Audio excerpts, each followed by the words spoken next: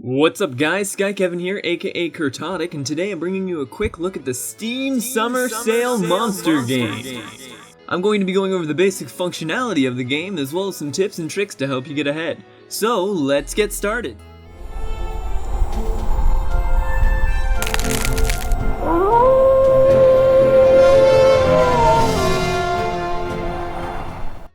This is the Steam 2015 Summer Monster Game. It's basically a flash game where your objective is to beat each level with your team of 1,000 plus players. To do this, you click on an enemy monster that you want to attack, and your clicks will do damage. There's a panel on the left where you'll be able to unlock upgrades such as more click damage, a critical bonus on your damage, and even auto-clicking. This will click for a certain amount of damage every second. Below the upgrades is the abilities panel. These are used to buff all the other players currently in your lane. On the top right, there are 3 lanes to choose from. Monster spawners will spawn once per lane and will keep producing monsters until they are destroyed. You earn gold from monsters based on whether they die if you are looking at that specific lane. Another important thing to note is the elemental picture in the lane panels. Each of these are the elemental properties of the monsters in that lane. In the bottom left corner there is a panel where you can upgrade your different types of elemental damage.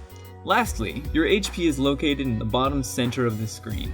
This will go down over time from the enemies in all the lanes combined. If it reaches 0, you'll have to wait for the respawn timer or until a resurrect buff is used. The game server will only last for a day. After that, you'll have to join a new game server. You don't get to keep all the upgrades you had from the last game, but you'll get a bonus of medals per boss that you've killed in your last game that you can use to unlock more items to use in the next round. Tip number 1, because you get gold for the lane that you're in, it's a good idea to swap between the lanes whenever you see a monster getting low.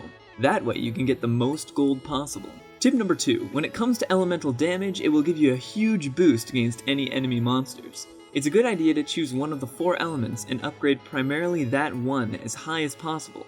It will give you a huge boost in damage, and it will work well with the max elemental damage buff, which will amplify damage regardless of the enemy type for a short time. Tip number 3. Try to use your items to work with other active upgrades. For instance, using a cripple spawner will give you an insta-kill while you have a metal detector buff available. This will give everyone a lot more gold very quickly. Tip number 4.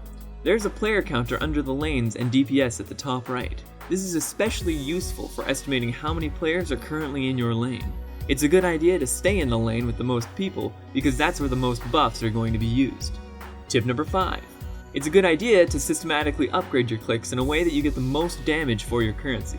This is as easy as keeping the auto fire cannon always at 10% of the value of advanced targeting. Likewise for the armor piercing rounds and explosive rounds.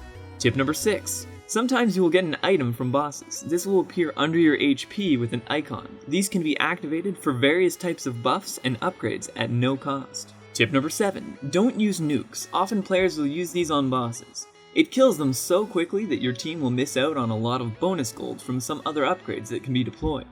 The best strategy is to let everyone get a lot of click gold when certain buffs are activated. Tip number 8. As you upgrade your skills, you'll get even further skills when they reach a certain level. For instance, when you reach light armor level 10, you'll unlock heavy armor, which will give significantly more max HP.